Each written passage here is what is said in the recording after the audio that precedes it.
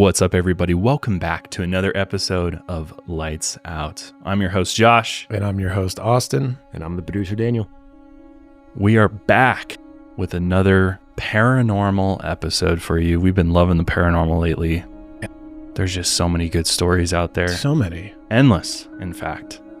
Today, we're going to be taking a look at some of the most chilling paranormal stories that have taken place in the U.S. military's history.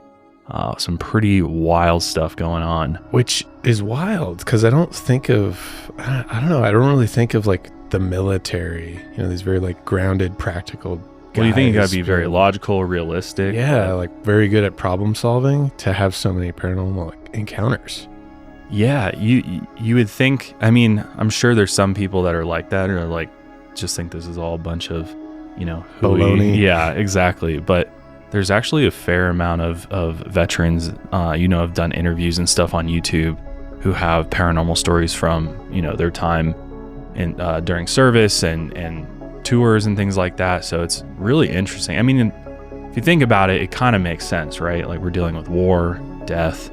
Yeah. So obviously there's going to be, probably some experiences out there. But yeah, you don't always, it definitely doesn't like come to the top of my mind when I think of paranormal stories is right. The military. But there's shockingly a ton of stories out there. And they're really good. They're really good. Yeah. Some pretty crazy stuff. So that's what we're going to be getting into today.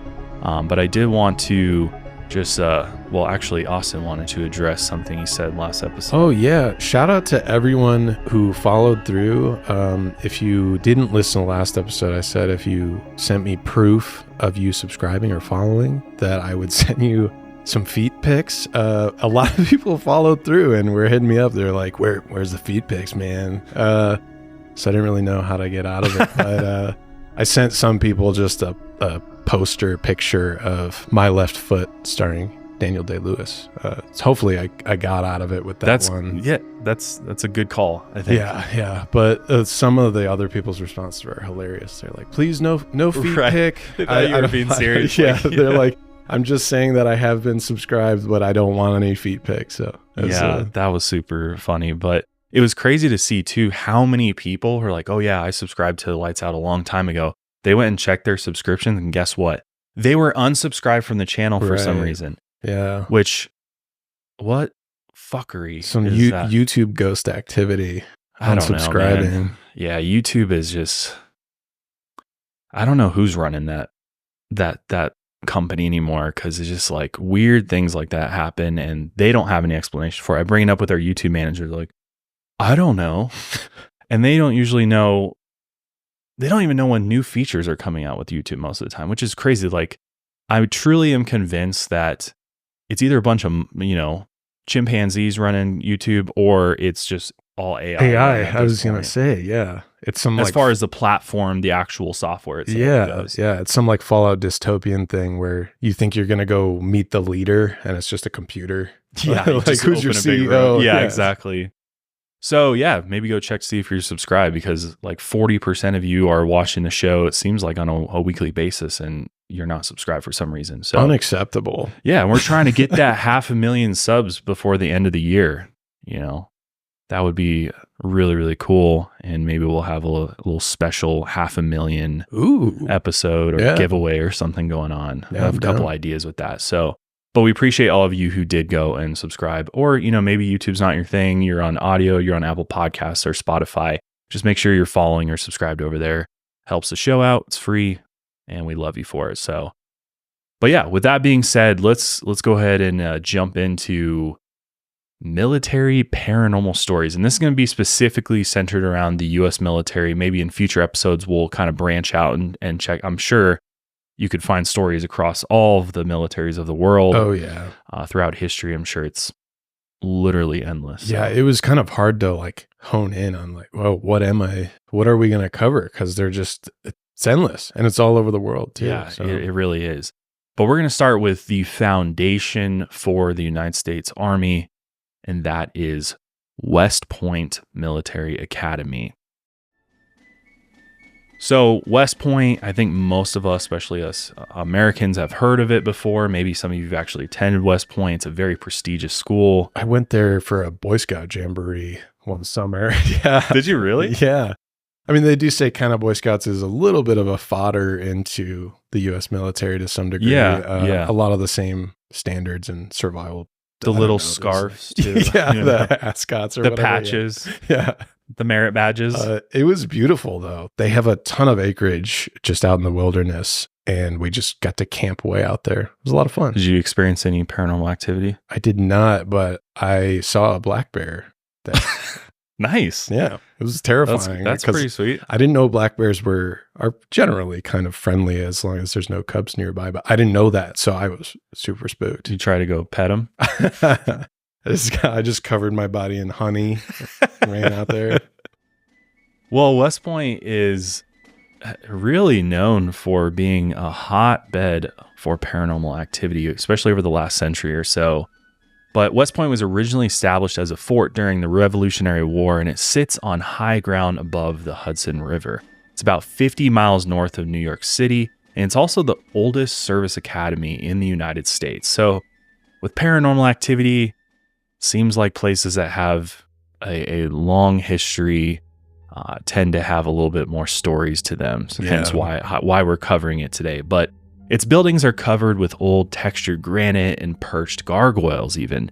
Inside these historic buildings are dimly lit hallways, creaking floorboards, cold stone arches, and wrought iron windows. I'm just picturing a haunted house. Right. You can see like the lightning going off outside the windows and the thunder. Over the years, U.S. cadets have mentioned being watched, even stalked by an invisible presence. Others have encountered apparitions even in the dead of night. Soldiers who no one could identify have appeared in group photos taken near the MacArthur barracks. Frightened pet dogs have barked at empty rooms and hallways in the officers' quarters. Night cleaning crews have also reportedly been attacked by unknown entities in the buildings across the campus, especially Building 606. I wish so bad it was 666 because that would be even cooler. But this building was constructed over a century ago. Once these stories of the paranormal reached the public in the 1970s, you can bet your ass that demonologists, ghost hunters, psychic mediums, and of course, even our beloved Warrens were all very, very interested in the hauntings of West Point Academy.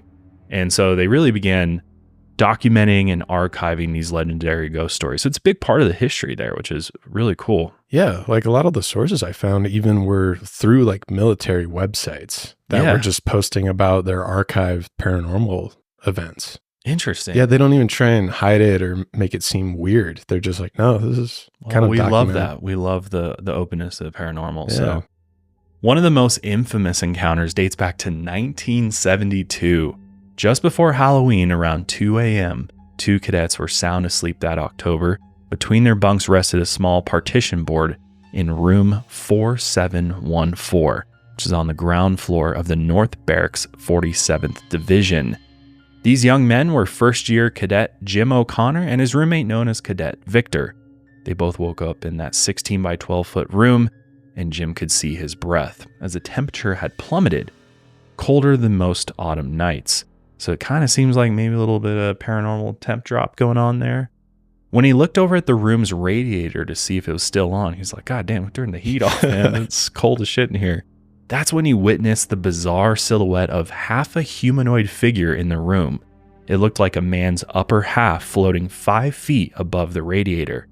Victor confirmed he could see it as well, and both cadets just froze in terror in their bunks looking at this apparition. One of the others in the barracks raced into the room and found them clutching each other even and saying the rosary. I love that. Damn. Yeah, I can just picture that. It's kind of funny. Yeah. It's kind of Scooby-Doo, like when Shaggy and Scooby are like holding each other shaking. Yeah. This night was the first of many that these cadets would encounter, something that they couldn't explain. Only a few nights later, Jim was in the nearby bathroom taking a shower when he noticed his robe began moving just a little on its hook on the wall. The water from the shower head suddenly turned freezing cold, and the robe stopped moving. When Jim put his hand on the water nozzle to turn up the heat, out of the corner of his eye, the robe began swinging more violently, like a pendulum along the wall. The water then turned boiling hot. So he's just like, I got to get out of here. This is crazy. Without finishing his shower, he snatched a robe and then bolted out of the bathroom with soap still in his hair. So it scared him that much. The next day, Jim had an even closer encounter. At night, he was exiting the bathroom when he turned to hit the light switch. He saw the toilet paper unroll on its own. Whew. The ghost of Shivers passed. Yeah, God. And a strange man sitting on the toilet seat. I think you shit your pants at that point. Yeah. You know, like, what do you do? Apparently, this figure was roughly 5'6", and he looked like the strange figure that they had seen in the room, 4714. He was a United States cavalry soldier from the 1830s with a full decorated uniform, boots, and a handlebar mustache, and a freaking musket in his ectoplasmic hand. It's pretty sweet. That's a detailed apparition, too, to be able to make out all those details. God. As the figure looked at Victor, he saw the man's eyes shine with a pure white flame. That's sweet. This is my toilet. Jim later said, quote, I was caught up with the eyes. They were white. They glowed, and they had no discernible color. Obviously, this scared the shit out of Jim, so he scrambled out of the bathroom and slammed the door behind him. Both cadets told their company commander, Keith W. Backen, what had happened. So the company commander's like, all right, boys, the hell, I'll come spend the night in the room. Yeah, is this just a prank or something? Right. We're going to get to the bottom of I need to this. babysit you two. little scaredy cats there. So he was like, all right, I'll spend the night in 4714 to see if this figure you guys keep talking about reappears. Because he wasn't ready to admit that a ghost was haunting the 47th Division barracks, and he considered the possibility that it could have been a prank by the Navy somehow. That's a pretty elaborate prank. It's hilarious because I knew a few people who went to West Point. There's a huge rivalry between Army and Navy. So, yeah. And apparently during this time, there was they have a big football rivalry as well. That's true. Supposedly a big game was coming up. Okay, so that makes a little more sense. Maybe they're trying to... Just to add some context to why they thought it might have been Navy. I guess that's a rational explanation. I mean, it's about all you have. Right. Well, as you can probably imagine, the commander did in fact see the ghost that night. He witnessed the strange phantom of a Civil War soldier appear and then disappear. I mean, that's strong paranormal energy going on at that. Full-blown apparitions are happening. I mean, that's very, very rare to see something like that. And multiple witnesses seeing the same one? That's pretty wild. I think that would make you a believer after seeing a full-blown apparition. Yeah, and then having it confirmed by multiple people. And your superiors too. The ones that are going like, there's a bunch of baloney. Yeah, your commander comes and spends the night with you and he's like, oh shit, you guys weren't lying. Yeah. Damn, this is scary. The next day, the company commander called in an assistant to one of the senior officers, a man named John Feely. He then also slept in the room with the two cadets to monitor the situation, but he had an entirely different experience than the others. This time, it was much more hostile and violent, so things are escalating. Oh boy. Whatever this spirit is does not like the fact that they're like trying to like figure him out or something. Right. It's very, very weird. Yeah, if he's just messing with the thermostat or he's just taking a poop. Yeah, those are fine. Those are he was there before them. True, yeah. So he has dibs on the toilet. From the 1800s. Show some respect. Like, let this guy do his thing. He's just enjoying the plumbing. Exactly. There you go. It kind of reminds me of like Moaning Myrtle from Harry Potter. Oh, yeah. The bathroom ghost. Yeah. It's kind of the same type of thing. And I'm just like thinking, I'm like, what were they sleeping? They had like an officer in their room, like sleeping on the floor with them. It's all like weird. They're all smashed in. All right. When's the ghost going to come out?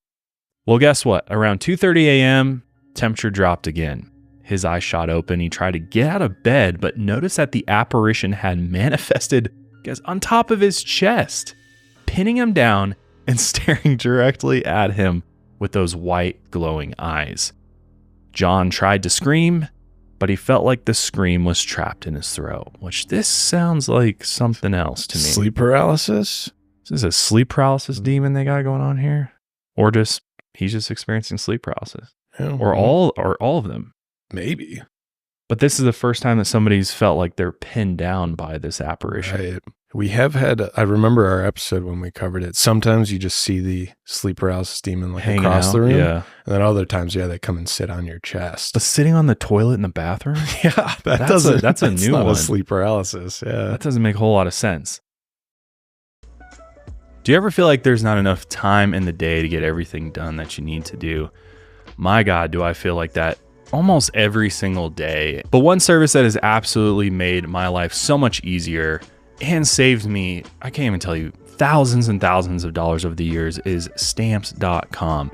It's been a couple years since I've been to the post office thanks to stamps.com, because I literally have a post office right here in my office for all of our merch shipping needs, for my other company shipping needs, even my personal needs. Stamps.com has saved me so much time. I don't have to sit in traffic, go to the post office, wait in line just to get something shipped. I can do everything right from a computer, and all you need is a printer. And stamps.com will even send you a free digital scale, so you have everything you need to start mailing and shipping, and even order packaging supplies right from the stamps.com dashboard. It is the best all-in-one service for creating a post office right there in your home or office. I absolutely love it. You don't have to worry about the hours of the post office because you have 24/7 access through stamps.com.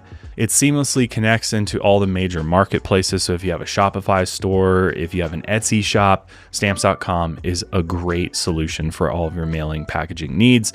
And you get discounts that you can't find anywhere else. We're talking up to 89% off of USPS and UPS. That is such a deal. Save you tons and tons of money. And what I love most about it is right from the stamps.com dashboard, you can schedule a pickup for those packages right at your home or office. You literally don't have to leave. There's no better way to do it than stamps.com. So put more life into your work-life balance with stamps.com, but you need to use our promo code. Sign up with promo code LIGHTSOUT for a special offer that includes a 4-week trial plus free postage, and you get that free digital scale. There's no long-term commitments or contracts. Just go to stamps.com, click the microphone at the top of the page, and enter code LIGHTSOUT.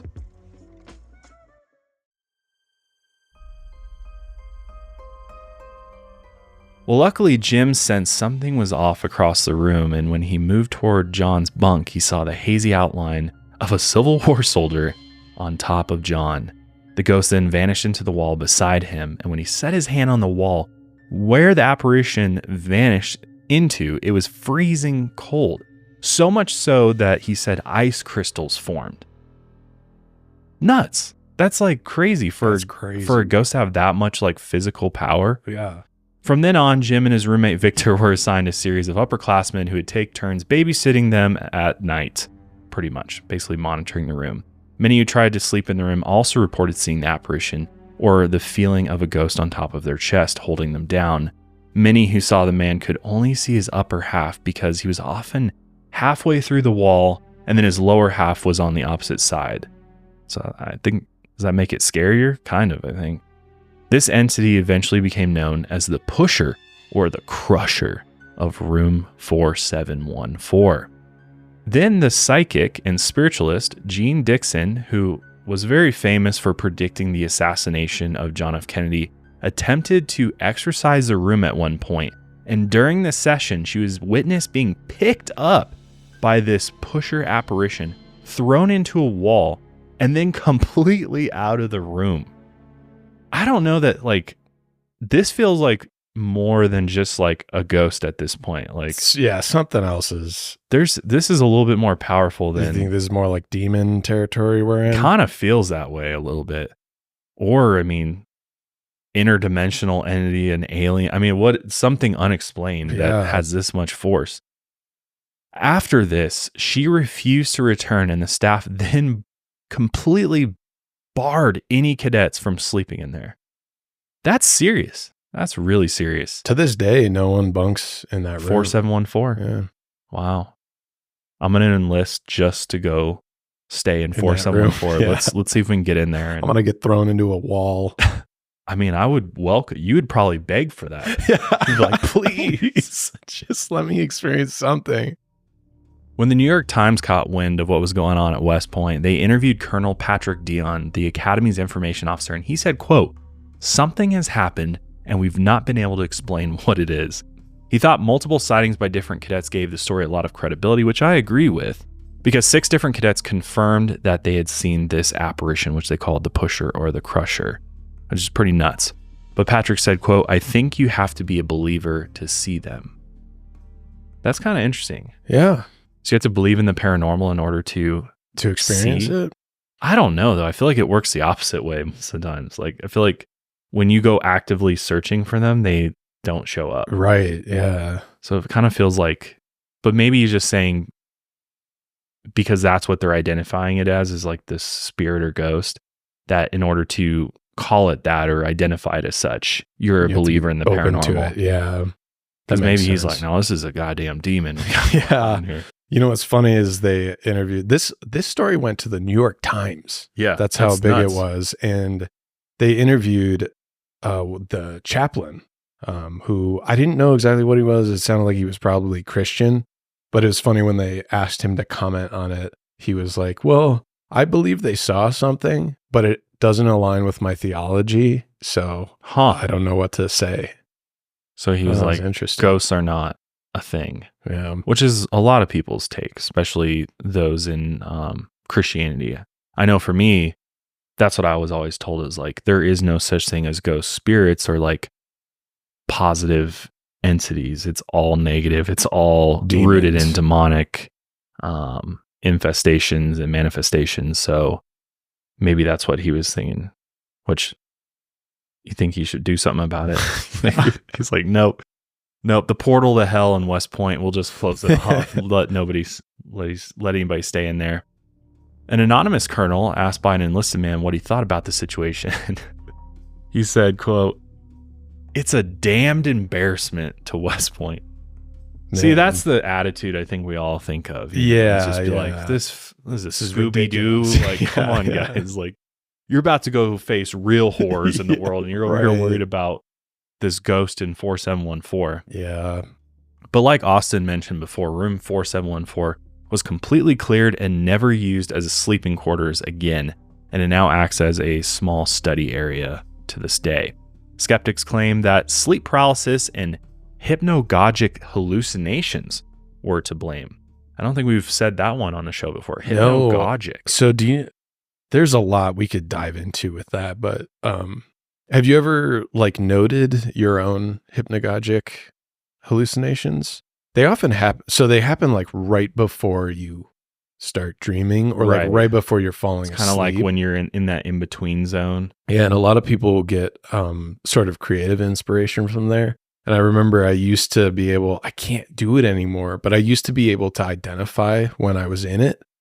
And then I would wake up really quick and take a note on my phone of what I had just experienced, because people get inspiration for like anything, a lot of like creative storytelling. So it's just thoughts that are coming to your mind, or are they actually manifesting into a visual hallucination? It feels very real.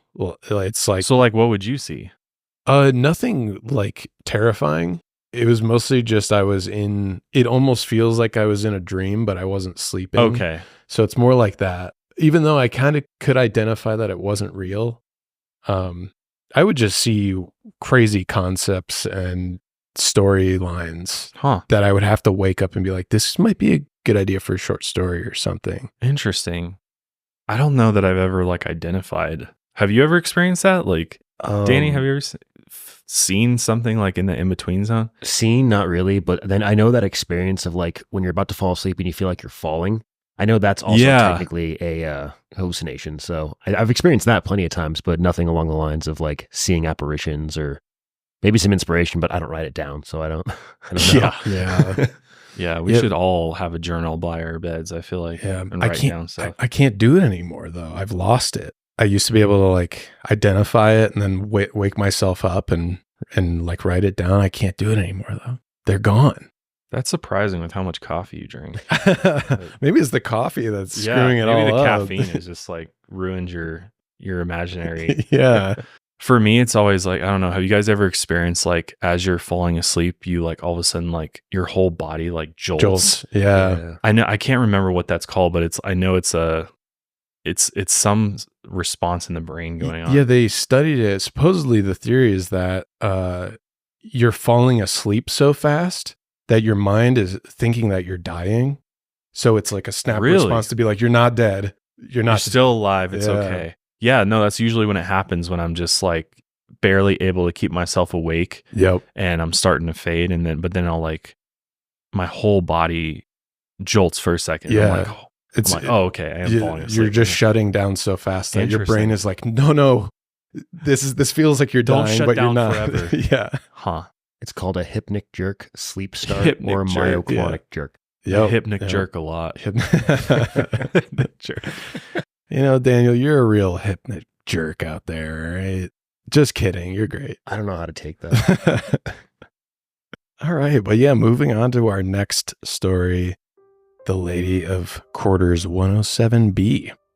So over in quarters 107B, this was on Professor's Row overlooking the Hudson River, and hauntings continued here as well. It was revealed in an email correspondence years later between several former cadets and the Association of Graduates that a ghost nicknamed the Lady still resides in these quarters. As the legend goes, at some point in the 1920s, a professor's wife fell ill in 107B. The professor called in his mother-in-law, so his wife's mother, to take care of his wife and the house while he was at work. As time went on, the wife became bedridden, her illness was getting worse, but she took notice of her husband and her mother growing closer. The wife became suspicious that something more was going on between the two of them, and her final wish was that her husband not marry her mother after she passed. Well, she clearly saw what was going on. She's like, please don't marry my mom. What an awkward situation this would be. Oh God. Also shame on the husband and mother for getting into an affair while their respective wife and daughter is dying. That's crazy. That's cruel, man. So he held her hand, he looked into her eyes and promised, I will never marry your mother. But soon after burying his wife, he quickly broke that promise and married his late wife's mother. And after their marriage, they both lived in the same house, quarters 107B. Damn. Sleeping in the same bed. Are we sure that they didn't like murder her? Ooh. I kind of smell a murder. Some like poisoning or something? Yeah, because this is just too weird. It's really like she weird. falls ill. He's like, don't marry my mom. Damn. After I'm gone. That's dark. If this is Seems maybe a like murder. if he marries her right after she dies, that tells me that they were definitely 100% in some form of relationship. Oh yeah. Prior. Yeah, there's motive there. There's Ooh. definitely motive. Dark. So yeah, and it would track because out of spite, the ghost of the late wife occasionally returned to this house. Like you bastard, fucking asshole, dude. Yeah. I'd haunt him too. 100%. I'd be like, I'm gonna torment your ass. This piece of shit. You lied to my face. So and her mom. Yeah, I know. Screw you, mom. That's crazy. So her apparition would float through the window to frighten her husband and her mother. She would throw objects, slam doors, and turn over the furniture. And even after the husband and mother no longer lived there, the woman's ghost continued terrorizing 107B. Another tenant said they heard, quote, horrendous sounds in the night, like someone riding a big wheel across the wooden floor overhead. What do you think that could be? A big wheel. I assume it sounds like something heavy's rolling across the ground. Right. And I almost wonder if it's like furniture being dragged. Yeah. Or like kind of like a squeaky wheel. I'm just thinking of like a early 1900s wheel turn, Yeah. Yeah. Interesting. So then Colonel Patrick Dion, who we mentioned earlier, the Academy's information officer, said one night, the ghost scared two young women so bad they ran out of the building, quote, in a state of relative undress. So naked? Naked. What a weird way to put that. I thought that was funny. Yeah, in a state of relative undress. Or maybe partially naked. Right. It's a very proper way to say it, right? But the room was eventually sealed off and it was reopened in the 1950s. But whatever paranormal presence was in here still remained, and new inhabitants moved in with their 8-year-old daughter, who claimed to talk with the ghost at night. And when her parents came in to see who their 8-year-old daughter was speaking with, she referred to her only as, quote, the lady. So we assume it's the same spirit, right? Yeah, if you want to connect the dots, that's I'm glad probably it. that this spirit is at least being nice to the 8-year-old. To children, yeah, for sure. No major paranormal events have been witnessed here since about the mid-1900s, but many believe you can still see the lady move objects in and around quarters 107B to this day. Well, I hope for her sake she was able to move on to the other side and be at peace. Yeah, it seems exhausting to just be stuck there, even after your piece of shit husband and mother are long gone, you know? Yeah, and I guess it depends on how you look at spirits. You know what I mean? Like some people think they're trapped here, like their soul's trapped here on this side, and you know, they haven't been able to fully transition to the other side, whatever that may be. You know, otherwise, you know, I think a more realistic theory is it's kind of an imprint of energy. You know what I mean? Spirits are this imprint of, you know, the last emotions and energy at the time of their death, which would make sense. The manifestation of her anger. Yeah. Exactly. Yeah. Exactly. And so that's kind of, and maybe it just fades over time or, you know, slowly whittles away. And that's why it's very subtle now. Or maybe, and then it comes into contact with this nice little 8-year-old girl and they're at peace. Something's resolved there maybe. That might be too Hollywood-esque, but who knows? But the next ghost story on the list includes two familiar faces. Good old Ed and Lorraine Warren, who love them. Yeah, and we were worried about, you know, running out of Warren Files episodes, but they're still around. Some of their stories are just a bit smaller than the full-fledged like Conjuring level full cases. But they were still popping around all over the nation. So, well, they really were the premier resource for hauntings and stuff. You know, they would go give lectures at universities and stuff. Yes, and this is how they ended up kind of investigating West Point, was that they had a speaking engagement there. So makes sense. So not far from Quarters 107B is Quarters 100, and this is a beautiful house. This is where the superintendent lives. It's a federal-style house built back in the 1820s. It has symmetrical windows, brick painted white, and a black roof. It's like that white colonial style. Yeah, exactly. With like the wraparound porch. Yeah, I love it. It's a beautiful. Would you live in a house like this, like an old colonial? I think it's a bit too big for my purposes, but yeah. You might have 10 kids. True. You never know. True. You might fill that house up. That is my life goal. To have 10 kids. Start a mini cult with them too. I would love to live in a place like this. Also, I love that it looks like it has 1, 2, 3, 4, at least 5 chimneys in there. Dude, it's got loaded with fireplaces. That's sweet.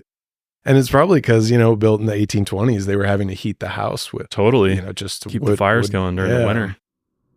So this beautiful house, it's the oldest surviving original building on campus and arguably the most haunted.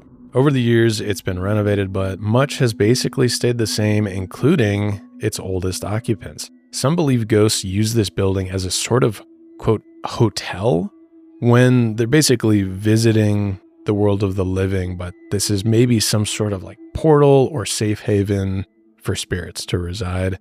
And it's believed at least 2 permanent ghosts reside within. They're known as Molly and Greer, and we'll get into them a little bit later, but many other manifestations have also been witnessed here. A ghost hotel? That's cool. A ghost hotel, yeah. It reminds me of like Beetlejuice when they're in that in-between of like, it's like a DMV type thing where they're trying to move into their next phase. It's kind of like that. But between 1970 and 1974, Superintendent William Allen Knowlton was so fed up with the amount of ghost activity in the building that he contacted paranormal experts to investigate the home, and those experts were none other than Ed and Lorraine Warren. They had been asked to investigate Quarters 100 in 1972 after a speaking engagement on campus, which I had just mentioned. Even before entering the home, Lorraine could sense the troubled spirits inside as they approached from the road, so she wasn't even inside, and her sensors began flaring. Inside the car, she explained it as a ringing in her ears when her psychic ability began to sense something or someone not of this world. Once inside, a major who gave the Warrens a tour explained that witnesses had seen entire beds stripped of their sheets by an invisible force, doors slammed shut on their own, and there was a mysterious knocking on the walls, and something or someone kept rifling through personal belongings. In one story, the former superintendent of the Coast Guard Academy and his wife once stayed at the West Point house as guests, and they woke up early one morning to find that a wallet belonging to another person living in the home had been carefully placed between them in bed. That sounds a little fishy to me. I know, it is a little. Maybe he sleptwalked and stole somebody's wallet, or he just stole. I could see. Because, like, here's the thing: like, some of these reported paranormal activity, I'm like, doors slamming shut on their own. Could it just be a drafty house? Right. Could their windows have been open? Knocking? Could it be rats running through the walls? Right. You know, or something like that. A lot of easy I explanations. mean, the beds being entirely stripped on their own. I'm assuming somebody witnessed the bed being stripped to like report. Unless they just, would they walk out of the room? They came back in, all the sheets are on the ground. Yeah, gone. So. And I've also heard of like impressions in the beds, like a neatly made bed, and like someone had like sat in it or something like that. But I don't know, were they just not paying attention and like the maid or something came was by? like, yeah. Could be. So yeah, there's definitely some rational explanations here so far. But I mean, if Lorraine, she's sensing spirits from outside of the home, that's pretty serious. So if we want to meet her on, good faith terms, maybe there is something going on here. The major then brought the Warrens to a breadboard in the kitchen, which I believe is just a cutting board, but specifically used for bread is what I'm assuming. And they saw what looked like a wet spot shaped like a piece of bread. And the major explained that no matter how hard they cleaned it and dried it, the spot remained. Lorraine then began to sense the supernatural inside the home. That is the most scary paranormal activity I've ever heard of, dude. Not the cutting board, bro. Yeah. A stain on the cutting board. Also, like, you've worked a lot with bread. Danny used to be a chef. Is that not just like an oil mark? Yeah, it's just a stained cutting board. Yeah, Maybe used a lot. We tried to clean it so many times. I'm assuming it's a wood cutting board. Exactly. Those things get stained all the time. They can get warped. Someone probably just didn't clean it right one time. Right. Yeah. Somebody left some butter on the bread for too long and it sat on the board or something. Like, dude, this is haunted. Yeah. It's like, it's not that deep, guys. That's where it's funny. The Warren stories, sometimes they're like, whoa, this is insane. And then sometimes you're like, okay, this hasn't aged well. And this is kind of goofy at this point. It gets a little goofier, I will admit. No, it doesn't really. It gets a little goofier before it gets a little really scary. Serious. Yeah. So after their tour, she journeyed through the house alone, attempting to make contact with the entities. Also, those of you who don't know, Lorraine is a clairvoyant psychic. She can kind of sense things that have happened, might happen, and get a feel for what kind of ghost or who that ghost is. So that's she's what able she's to doing. Identify the spirit and communicate with it sometimes. Yes. And then her husband, Mr. Ed Warren, was a demonologist. Yes. So they would often refer it back to his knowledge with demons. Exactly. And that's why they were kind of a cool team together. They would bounce off each other. But they did have that Catholic, that good Catholic background. Yes. Which is where take on paranormal. A lot of them always track back to Catholicism and some type of demon from hell. Yeah.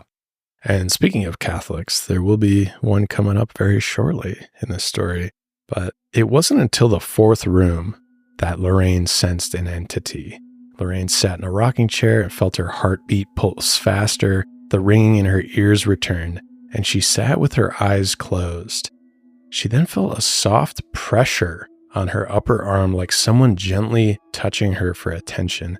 And as she opened her eyes, who did she see? The first Catholic president of the United States, John F. Kennedy. What? Yeah. She literally said John F. Kennedy, the ghost of JFK, is appeared. Touching my shoulder. Wow. That is unbelievable. Yeah. Like literally. Unbelievable. And then she said a strong feeling of sorrow overcame her, and it was later confirmed that apparently JFK had once visited that exact room during his presidency when he was still alive. So again, maybe an imprint left from him there. Yeah. She moved on through the house to see if she could sense any more spirits, and she touched dishware, furniture, and old statues, some of them dating back to the Revolutionary War, hoping to get a signal of some kind. And she finally did while handling a piece of fine china. Lorraine described the presence of a woman. She said she was young, very domineering, athletically inclined, and not quite, quote, a lady, whatever that means. Yeah. What? Now, granted, this is like different 50, time period. Yeah, different times. So this is like 50 some years ago. So Lorraine said, quote, I get a feeling of having no man. If she had a husband, she was dominating while at home. She sensed that the spirit was jealous and possessive over the house, but she wasn't dangerous, only troublesome at worst. Interesting. Yeah, I think Lorraine's kind of revealing her feelings on a strong woman. Yeah. Character here. But one of Warren's aides suggested it might have been the wife of the famous U.S. General Douglas MacArthur, a former superintendent of West Point, starting in 1919. So this would track. His wife, who was Henrietta Louise, had been an insecure and angry woman, according to some. She once ran the house and the servants all feared her. Supposedly even the officers were scared of her. But I don't know. Maybe people just weren't ready for a strong-willed woman back in the 1900s, right? May have been nothing wrong with her. She just was a badass. Exactly. Like, can you tone it down, please? Yeah. You're a little intense. Yeah, you're supposed to just fold the clothes and be quiet. Yeah. So Henrietta was described as, quote, the epitome of a liberated roaring 20s woman racing at breakneck speed to embrace far more rights than those granted by the recently ratified 19th Amendment. Yeah. So it sounds like she was just very vocal and strong, and some people couldn't handle it. She's like, you think my husband's the boss? Yeah, right. Bitch, please. Like, yeah. I run this show. Right.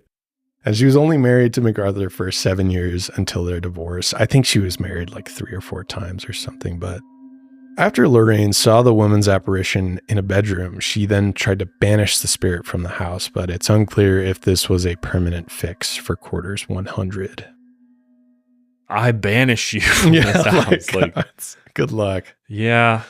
Yeah. She did her best. She did her best.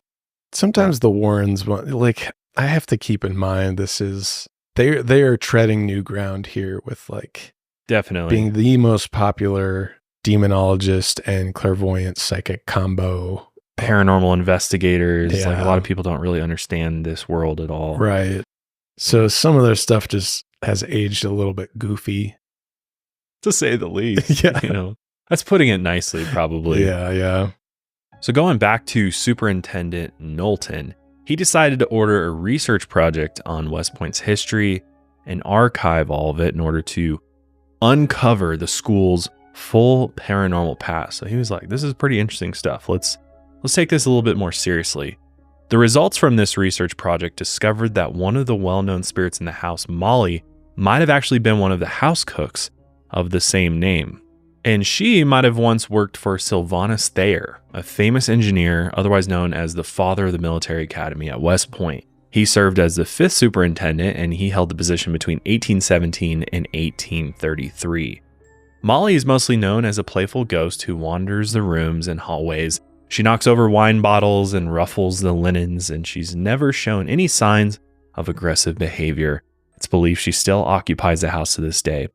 Sounds like maybe not aggressive behavior, but annoying behavior. Yeah. Knocking wine bottles over and Yeah. ruffling up the linens, you know, that's kind of annoying. Paranormal activity. Also, it's probably like all the maids have to deal with it. I know. They're Like, God damn it, Molly. Yeah. Not more wine on the floor. As for the other popular ghost at this house, Lorraine's psychic impressions suggested a history of violence with Greer. She described him as a tall and slender black man, often wearing gray military fatigues, but all of his decorations had been stripped from the uniform. Lorraine believed he might have once been an assistant to the former superintendent. When she sensed him, she claimed the spirit was in a constant state of guilt, anger, and sadness, possibly over a murder he had committed. Lorraine claimed that she spoke with Greer for a short time. She offered to help him move on, but he vanished. Lorraine believed he was from the late 1800s, but as it turned out, if we believe this whole story, Lorraine's impression was in fact accurate. The research project uncovered an archive of a man named Lawrence Greer. So that's pretty crazy. They went back into the archives like, oh, actually there was a guy that fits this description with the last name Greer. And he was a Buffalo soldier who turned out to be a criminal. While he was a soldier, Lawrence Greer was arrested and jailed at Fort Leavenworth in June 1931, but he soon escaped. It's believed he was stripped of his rank and jailed for murder. He was then arrested again the following April near Albany, New York. The West Point librarian discovered Greer was court-martialed and found guilty of desertion. He was later sentenced to 2.5 years of hard labor, but the sentence was disapproved by Major General Connor because the prisoner was judged insane at the time of his trial. There is no mention of a murder charge in the archives, and it's unclear what happened to Lawrence Greer after the fact. So, pretty wild. Yeah, very confusing history, too. After the Warrens' visit, the Navy leaked reports of the paranormal superstitions at West Point to the New York Times to try to embarrass the Army. As the story spread, so did the Warrens' popularity, which is kind of, I don't know how I feel about that move. That's try to embarrass the West Point military. Right, yeah. After this, their speaking engagements doubled, though, because, start up some drama. Sometimes, no publicity is bad publicity for the Warrens. So. Right. Which is, it's strange. So if the Navy is like trying to disparage West Point and be like, look at these nut jobs. You don't want to go there. Yeah. But I like how then the Warrens are kind of piggybacking off of that, being like, I think a lot of people thought these stories were legitimate. So the Warrens were like, no, we'll ride that train at the risk of being called loonies or whatever. We'll just, if it gets us on more TV shows, it's better for us. And it did. Yeah. Yep. Because, everybody wanted to interview him at that point. Yep. But yeah, shifting gears here, we are going into Afghanistan, 2009. This next story is wild. I was completely fascinated by this while researching it. I think this might be one of the coolest paranormal stories I've come across in a very long time. There's a lot of paranormal stories coming out of Afghanistan and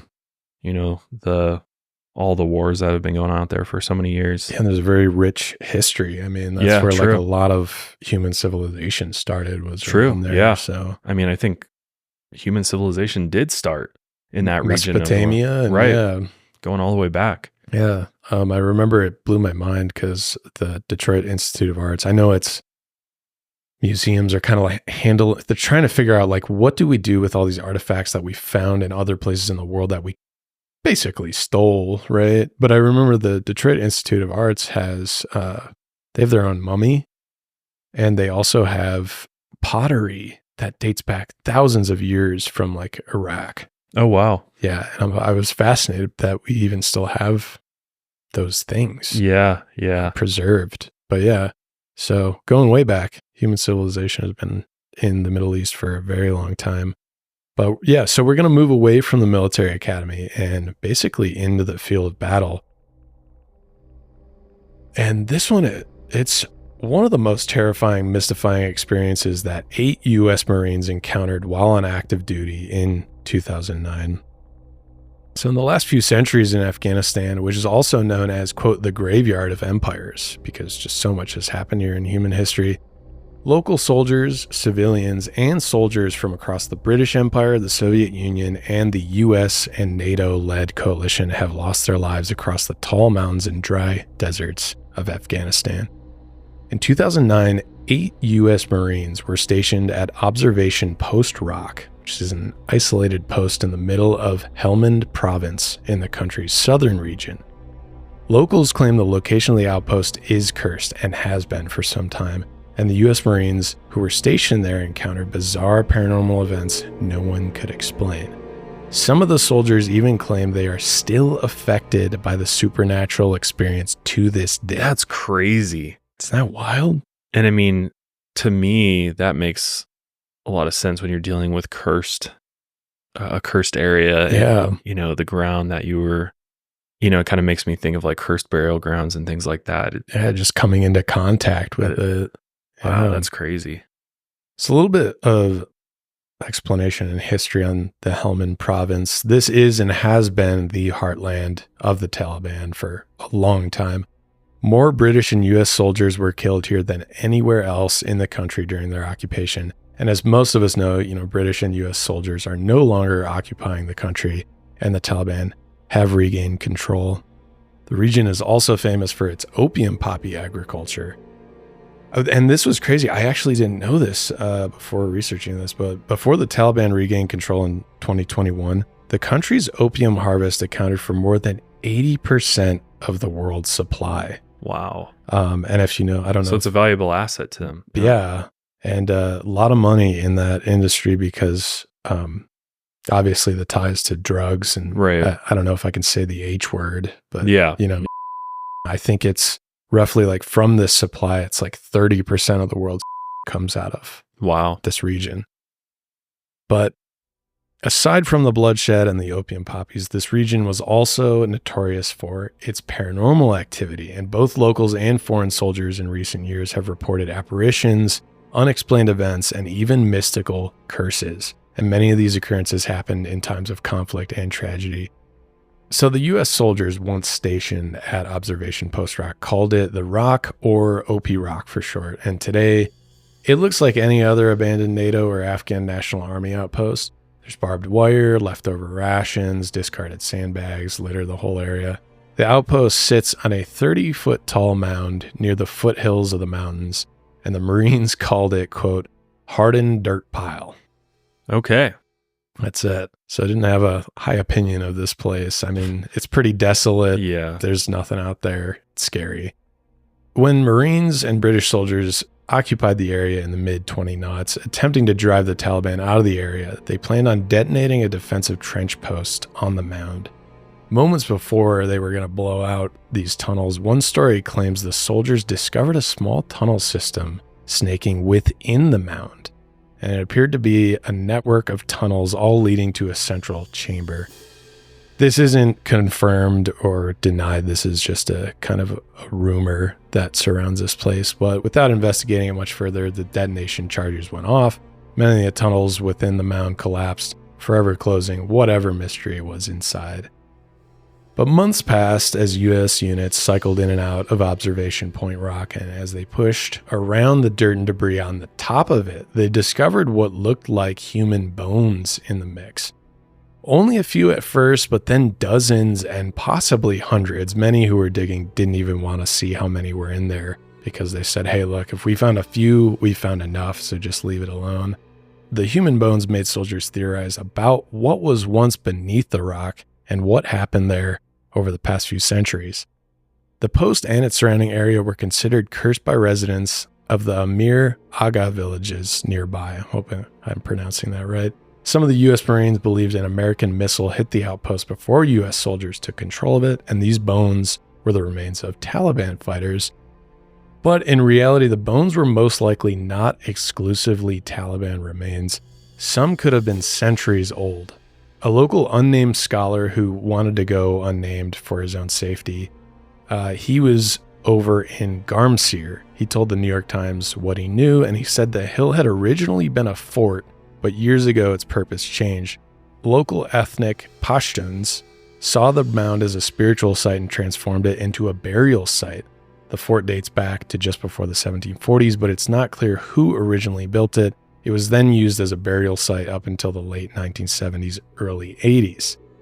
It was also the site of not one but several massacres committed by both sides during the Afghan-Soviet War in the 1980s. And during one massacre, allegedly 40 Afghan communist police were executed here. Many of the dead were then buried within the mound. Some of the bodies were later removed by family members, while the rest were left in the dirt and sand. During all the invasions and occupations of Afghanistan through the years, countless have died at this observation post. The Russians killed the Mujahideen, the Taliban killed the Russians, and the Americans killed the Taliban. So there's a lot of bloodshed, especially just in the past few decades. Years later, U.S. Marines built up the outpost in 2008, and near the height of U.S. occupation in Afghanistan. The area was perfect for an observation post, but these posts, they're so valuable, but that makes them a target by enemy snipers. So they often had to just hunker way down in these tiny little trenches on top of this mound for the whole time they were there. Because it's kind of a high point amongst this like grand valley surrounded by mountains. Yep. Which is, want the high ground for, so you can see what's going on around you. But it's also, I can imagine, it'd be a major target. It's a target, yeah. And it's very obvious to pick it out. You're like, oh, it's right there because it has a really good view of the surrounding area. Because it seems like nobody really knows exactly what this was used for in ancient times. No, they knew there was maybe a fort there. A fort or a tomb or something. A burial mound, yeah. But it's unclear. They just don't have much history on it. But yeah, that's why the New York Times did contact that one historian that had some loose information on it, but that's about it. But clearly somewhere, a place that the locals definitely didn't want disturbed or, further bloodshed to be done on, because it's almost like a spiritual site to some extent. I mean, going back thousands and thousands of years, but they're like, no. Trust the locals. Yeah. They know what's going on. This OP Rock, this was where the first round of U.S. soldiers soon discovered the countless human remains. Jose Herrera, a Lance Corporal and one of the Marines, once stationed at the rock, said OP Rock was a conduit for paranormal activity. He had witnessed mysterious lights, heard strange static on the radio, and often had the creeping feeling that he was being watched. Which, I mean, you're at an observation post at night. Not only are you like, I feel like I'm being watched by enemies. Like literally, like, I could also, just feel that. That constant. Interesting. Terrifying. Yeah. And this feeling was shared by many of the Marines who spent time in the outpost. And whenever they encountered locals, they were always reminded that this mound was a haunted place. So we're going to be digging into the story here of the 8 U.S. Marines. There was a first round of U.S. soldiers, and then it was occupied by the British for 60 days. Usually they just had 60-day turns. And then the group of 8 U.S. Marines we'll be talking about returned in July 2009 to replace the British, and they planned on staying for 60 days as well. So that's the team we're going to be covering. And when they arrived, the weathered British soldiers were so anxious to leave, they didn't even bother with turnover operations. And this is where they would kind of debrief the replacements, give them the lay of the land, explain some things. But the only thing they did, they gifted the U.S. Marines a guard dog they named Ugly Betty. And this dog was really good at detecting strangers, which is great for, at night. Absolutely. Someone creeping up. Yeah. Really good hearing and smelling. But that was it. And then they were packing up and they were leaving. But as the British troops left, one of them supposedly turned and said, like, if you guys dig anything up here, put it back. Return everything as you found it. And as the Marines settled in, these next 60 days would become the height of the paranormal encounters at OP Rock. God. Well, this outpost was small. It had very little amenities, and soldiers had to sleep on the ground. They were surrounded by a few barriers and a ghillie pavilion above them, which is, kind of that like camouflage mesh to kind of, allow, they're all wearing camo and stuff, so it kind of lets them blend into the environment and hide. And they had radio communications they could use to contact the main base. Anytime they poked their heads out to observe the surrounding area, they were, of course, at risk of being shot. That first night, they just hunkered down, and Corporal Jacob Lena, second in command, was on watch duty in the guard shack. The biggest fear while at an outpost like this is getting ambushed, especially at night, when it usually occurs.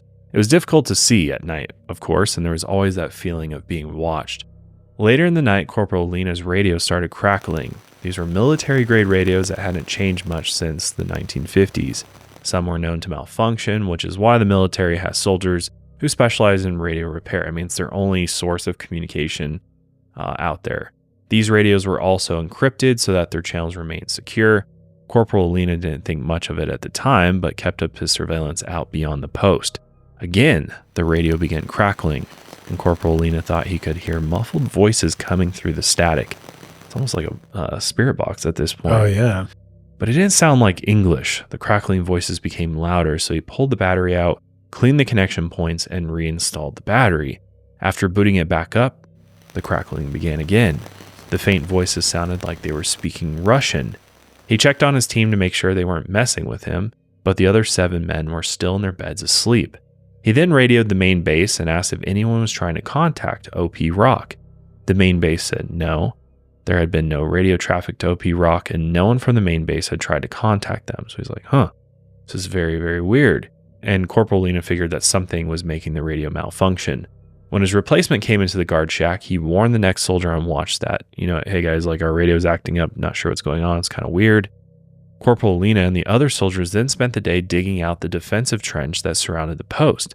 And that's when his shovel struck something metal, some sort of engineering stake. After dusting it off, he could see the Russian writing across it, and he figured this was a remnant from the Afghan-Soviet War.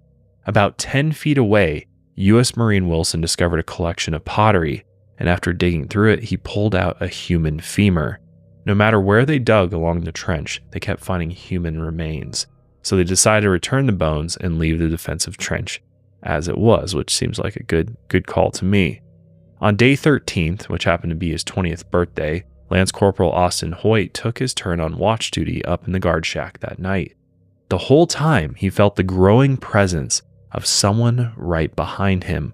When he finally turned to look, an alarming scream came from the direction he had just been looking, far off on the mountainside. He turned back around to look where the scream came from with his night vision goggles, and he figured that he might catch someone in one of the distant razor wire traps. And that's when he spotted the figure of a man running between bushes for cover toward the post. Hell no. Whew. I don't even care if this is a ghost or not. That is terrifying to witness in the dead of night. And just imagine how fucking dark it is out there. Yeah. I mean, no light pollution. Yeah, it's not like near a city or anything. No, pitch dark. The other soldiers, after waking up from hearing this distant scream, asked what Hoyt had saw. He warned them all of a man about 20 meters out running in a zigzag formation between a series of bushes. Corporal Lena scanned the area through a thermal scope on his rifle, but he didn't detect any heat signatures. Meanwhile, their dog, Ugly Betty, was looking in the direction of the supposed figure barking her head off. And despite their best efforts, the Marines completely lost visual of the figure approaching their outpost. And the rest of the night, they were paranoid and on edge, thinking an ambush was about to strike at any moment. Which, how could you not think that? Right. You're like, if there's one, there's probably more. Yep. Eventually, the sun rose and nothing happened. They checked the perimeter fencing and stepped out beyond the wire, but after a thorough search through the surrounding area, the men found absolutely nothing. There was no trace of somebody being there or of a man, and so they just brushed it off and returned to their post. Which, I mean, when you're out there in such an isolated area, how could you not become paranoid? Right? And as a soldier, on high alert all the time. Sure. Things can pop off at any moment. So the paranoia's got to be real. Yeah. And just knowing going into it, I mean, you're at an observation post. You're in high ground. The enemy probably knows you're there. For sure, yeah. I don't know. I would be paranoid the whole time. How do you even sleep? Yeah. God, it's just insane to think about. But on day 26, one of the younger Marines, Lance Corporal Damian Zolik, took watch. It was a hot night, so hot in fact that he took his helmet off. But within moments, the temperature in the guard shack dropped so much that he got super cold, and he figured that a storm was about to begin, but the air was still. And again, he's now getting the feeling that he's being watched. Then whispers of an unfamiliar voice surrounded him. Light footsteps crossed the top of the guard shack above, and he figured it was his friend Smith just messing with him, but when he went to check, no one was there. He checked both sides, but still, absolutely nothing. And again, the other 7 Marines are sleeping. So it sounds like something or someone is there with him. That's so scary. And you're just out there by yourself. You're supposed to be holding down the fort while everybody's sleeping. Yeah. How could you not think, what the fuck is going on? I know. I would be. You just out there, dug up human remains. Right. So that sets the scene, right? And the guys who were just there were getting the hell out of there and just being like, put everything back. Yeah. Good luck. Here's a dog. We're out of here. Right. God. He then figured that the voice must have come from beyond the outpost. So he scanned the countryside with his thermal scope on his rifle, and as he panned across the barren fields and hills, he froze when he spotted a humanoid figure, what looked like a man standing with his fists raised, like he was ready for a fight.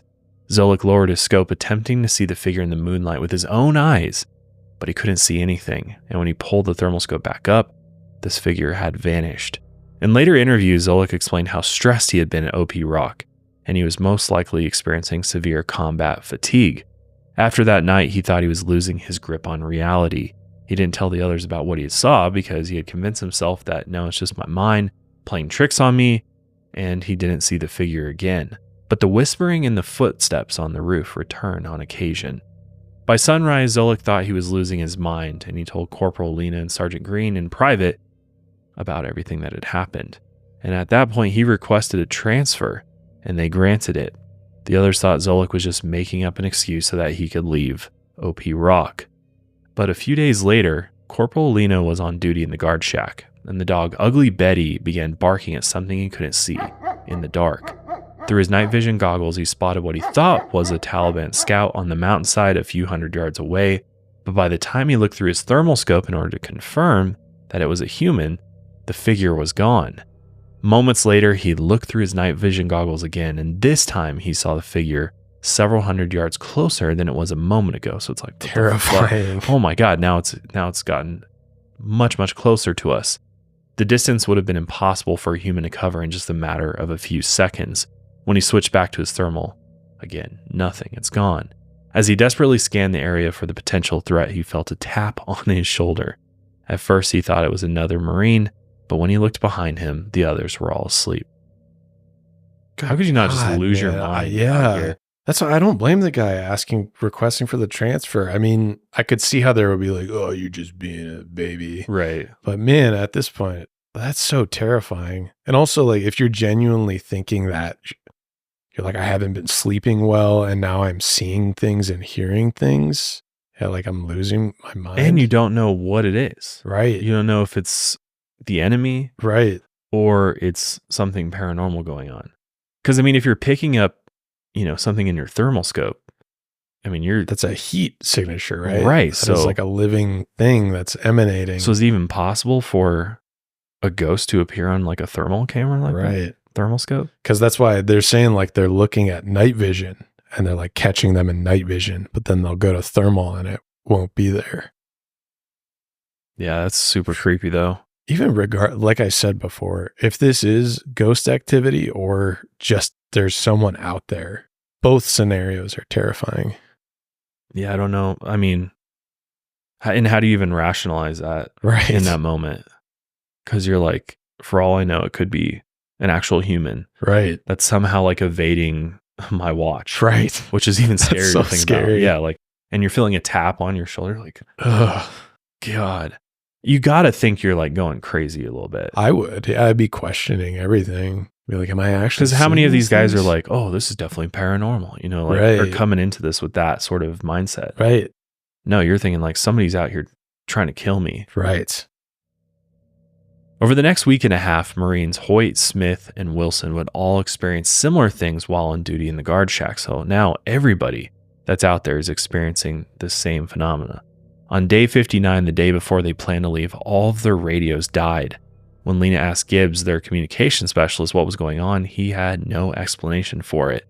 Except for one spotty satellite phone, the crew's communication at OP Rock was completely cut off. They figured they would all hunker down for one last night and then get the hell out of there in the morning. Wilson was on guard duty for their final night, and out in the darkness there was dead silence for hours. The night was completely still, but as you can imagine, tensions ran high, and paranoia had set in, and their worst nightmare was about to begin. That's when machine gun fire broke out just down the slope of their post.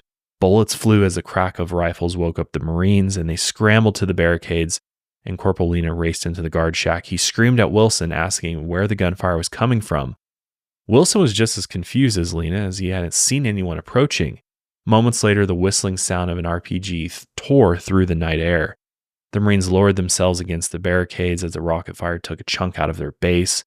Bullets kept flying up the hill while a couple of younger Marines crawled into the defensive trenches that surrounded the post. The men made sure that the trenches were clear, but as the minutes passed, no one could understand where the gunfire was actually coming from. The cracks of bullet impact and debris from the barricades kept the Marines hunkered down until suddenly the gunfire just stopped. The darkness of the night returned to a complete silence, and the Marines regrouped inside the post, and for the rest of the night, all 7 men couldn't sleep out of fear of being attacked again. But sunrise came and nothing happened. As they inspected the base in the sunlight, all the Marines confirmed that no damage had been done to any of the barricades, despite all the gunfire and even hearing the rocket-propelled grenade that hit the base that night. There wasn't a shred of evidence that anything had happened. Which, oh my God, you're like, wait, we were under attack? And like, obviously they're popping off rounds too, you know what I mean? They're thinking they're under attack and taking a defensive position, but there's no evidence that this even happened.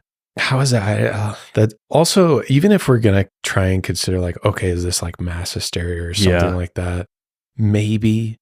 But also most people just, it's nearly impossible to have multiple people experience the same hallucination or whatever this was. Like if you want to approach this from a psychological standpoint, I'm not a psychologist, but we've covered a lot. There's like folie à deux where maybe it's 2 people experiencing the same delusion. But 7 U.S. Marines all experiencing the same thing. Well, and they were dead asleep. Right. So they all popped up and they all heard the same noises. You know what I mean? Right. But to not have any damage to the outpost or any evidence that they were under gunfire is crazy. Crazy. So they could not explain it. None of them ever would be able to explain it at all. By the time replacements arrived on day 60, the Marines packed up their gear. They're like, we're getting the fuck out of here, and quickly left OP Rock, which maybe like, goddamn, maybe the British guys before us experienced the same thing. Why wouldn't you give a heads up though? Like, hey guys, just a heads up. You guys might be awoken by gunfire and RPGs being shot at you, but guess what? It's just ghosts. Yeah. It's not real. I don't know. Maybe I wouldn't either tell But the maybe next you don't want to crew seem like, to just be like, hey, everything's fine. Maybe they won't experience the same thing Right. we did. Hope, just give them maybe some positive energy. It's rough out here. You're going to be stuck here for plus 60 you wouldn't days. want to like tell them that and then not have them respond to a real attack. Right. Yeah. So that makes Right. sense as well. Good point. And it's like the British guys are leaving. And it's like, do we want them to think that we're totally nutso out here? Yeah. Like, or we're just a bunch of scared little dudes out here. Yeah. so Yeah. That's nuts though. I mean, yeah. Marines Smith, Parker, and Diggs, who served at the observation post, were later separately killed in action in Afghanistan. Sergeant Green, the first in command, was also severely injured from an IED explosion. And then in the years that followed, Corporal Jacob Lena was convinced that when they first dug up the bones at OP Rock, they might have unleashed some negative paranormal energy, possibly even a curse, upon all 8 Marines. And to this day, he's still waiting for the curse to catch up to him, which is... I would believe that too, honestly. I would be very paranoid. Yeah, That's just terrifying. Yeah, I can't even begin to explain this one. No, I mean, just being out there in this situation is something that most of us can't even fathom. No. The paranoia and the fear that you would have just sitting out here on this, this rock, essentially waiting, just holding down the position, waiting for that moment that an attack pops off. All the meanwhile, you're digging around there, digging out trenches for defensive positions, and you're coming across human remains and stuff, and you're just, you're sitting on top of basically a graveyard, right? Or a tomb even, and all this other weird shit starts happening at night. You're hearing stuff. I mean, it's just like ultimate fear. Yeah, it's like several things compounding on one another, which makes it even scarier. Not even just like, the foundation of it is that you're a U.S. Marine in one of the most lethal regions in Afghanistan, near the height of the conflict. And yeah, and then on top of that, trying to deal with paranormal stuff. I can't even imagine. Yeah. And how do you even like deal with that? Like, work through that type of trauma? And you're like, well, we weren't actually attacked. Right. There was no evidence of it the next day, but something attacked us in the middle of the night. Right. Or that's what we believe we experienced. Yeah, I mean, that's just on a whole other level. But man, there's a lot more where this came from. There is. Too. We just like scratched the surface today in this episode, but there's so many more stories like this out there. And man, I think when it comes from U.S. military, U.S. Marines, right? Like the whole thing is you're out there in potential combat. You're on duty. These guys are very rational, right? Like, well, you have to be. It's a life or death situation. You got to be able to think logically and clear, and it's problem solving, right? Constantly. It's like, what is happening? Right. Identify the problem and fix the problem, right? So this is much different than just your average Joe, experience a haunted house. This is some serious shit happening. Yeah, I would say so. I would hold this as like a very, very credible story. Yeah, same. This might be one of the most credible I've come across personally. Yeah, that's interesting that you even are like, how do you really explain this away? I mean, I have no explanation for something like this. I mean, you could dip into like, okay, combat fatigue. Sure. Sleep were deprivation. They all just so exhausted that they weren't really hearing things. Like, but that's possible, you know? But all of them to experience that at the same time. I don't get. And then also most of them having individual paranormal experiences as well. In the guard shack, yeah. When everybody else is sleeping. I mean, it could be like maybe some mass hysteria, but I don't know. To this extent, I don't even know how that's possible. Yeah, I don't know either. Well, we want to know what you think about this because, yeah, I believe these stories, honestly. I think it makes sense. If there's anywhere that there's going to be paranormal activity, it's going to be a battlefield. I mean, for sure. Place of battle, obviously where a lot of people have lost their lives. It makes sense that the paranormal energy would be stronger there than in other places. But yeah, and to go off your point earlier, like it's like a manifestation of energy, of emotions. What's occurred at this location, and there's pretty a ton. High there, yeah. And then also you throw in the fact that this could be a spiritual side of some sort. Maybe there was a curse placed on it, or just kind of goes back to if you disturb burial grounds. Right. A lot of the ancient cultures would put protection spells or curses on items like this to prevent people from taking them. And you see this carry over to a lot of different cultures throughout the world.